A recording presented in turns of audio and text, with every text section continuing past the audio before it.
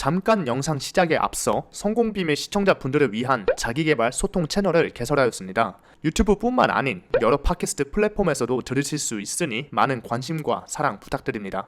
자, 그러면 오늘 영상 시작합니다. The keynote to this lesson is the person who has learned to discipline himself cannot be disciplined by others. And stated conversely, the person who has not learned to discipline himself is sure to be disciplined by others.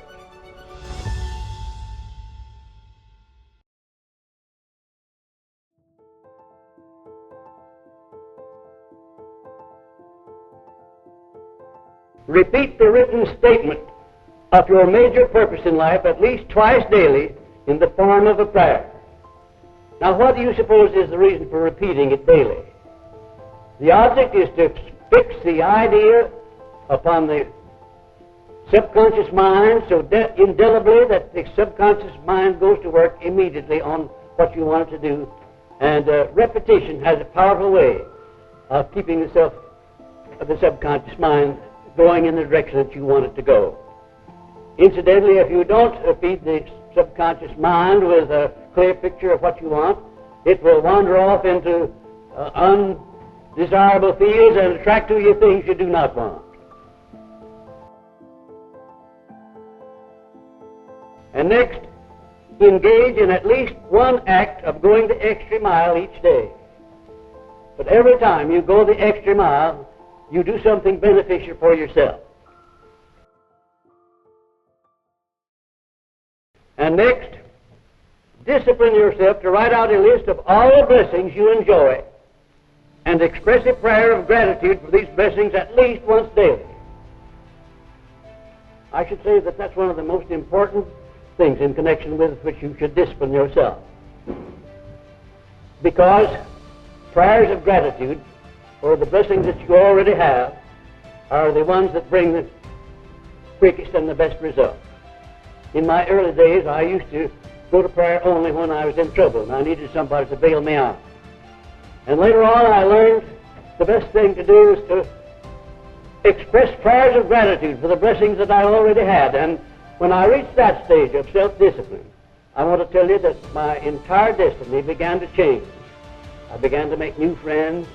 My financial status began to change, and everything in my life was different. If you feel you must speak ill of another, do not speak it, but write it. Write it in the sand near the water's edge. And if you should be so unfortunate as to hate another person, discipline yourself to transmute this into the emotion of pity for that person and see how much better you feel. I know in the nature of things, people sometimes express emotions of hate and hatred for other people.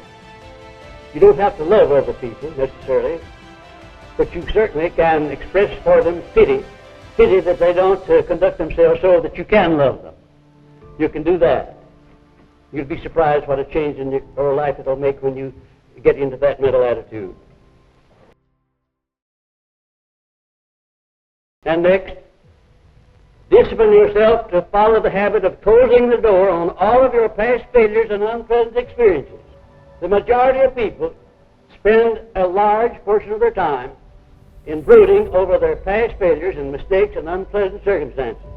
I've had my share of those, but if you ask me to stand up and tell what they are, I don't think I could, because I have closed the door on them so tightly. I not only have closed it, but I've nailed it tight so it can't be opened. I don't want to live in the past. I'm living in the present and the yet unborn future. It took discipline for me to learn to close the doors on my past. And next, discipline yourself to develop a success consciousness by seeing yourself already in possession of everything you need to make you a success. In other words, a success consciousness presupposes that you'll dress yourself in the way you want to, that you conduct yourself in the sort of company that you want, that you drive the sort of an automobile that you desire, that you live in the sort of home that you desire, and that you will outwardly and inwardly express a spirit of prosperity. And next, discipline yourself to select the person whom you would like most to emulate, and begin at once to think and to act as nearly like him as possible. And I formed my invisible counselor, made up of all of the great men whom I admired most. And I started holding evening councils with those men, as described in Think and Grow Rich.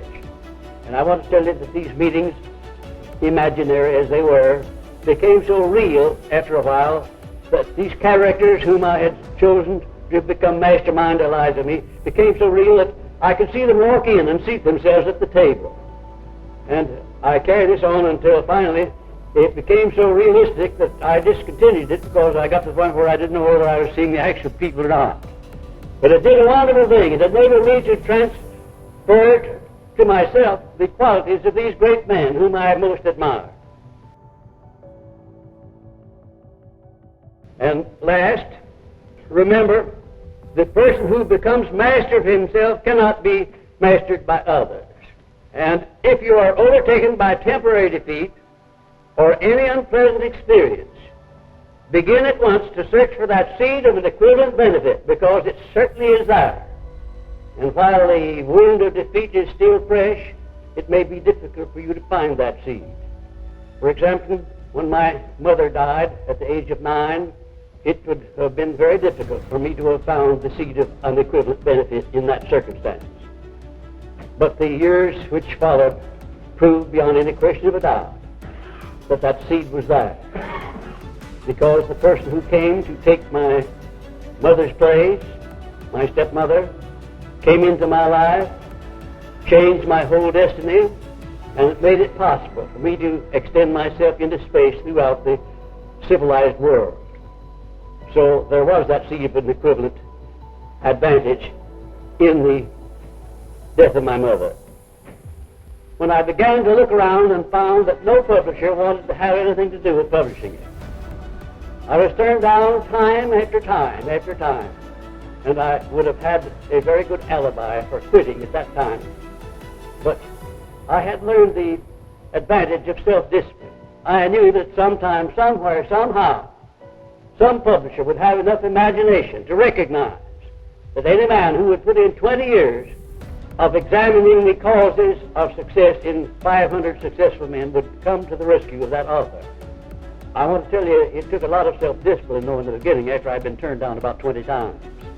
Build yourself up. Build yourself up to where you are in the position already that you want to be in. Give yourself a title if you want to. Call yourself a general, major, anything. Call yourself a success at the top of the heap in whatever it is you want to follow in life. Keep on telling that little white lie to yourself, and your subconscious mind eventually will pick it up and put you up there right where you want to be. When Andrew Carnegie gave me that famous formula, it seemed to me a ridiculous thing to do. He said, I want you to go before a mirror at night, just before you go to bed, and in the morning, just after you get up, look yourself straight in the face and say, Andrew Carnegie, I'm not only going to equal your achievements in life, but I'm going to challenge you at the post and pass you at the grandstand. First time I said that, or the first 3 or 4 times I said that, I felt like a fool. But you know, eventually I commenced to believe it. And after I started to believe it, then I knew I was going to do it. And modestly may I state that I reached the place in life where my achievements far excel those of Andrew Carnegie's. I don't have as much money in the bank as he had. I don't need that much. I have all I need, and that's enough, isn't it? Those guides are not patented. There's no copyright on them. And there's nothing in the world to hinder any of my students from appropriating and using them. And I bid every one of you to do just that. And that's the end of this lesson. I thank you.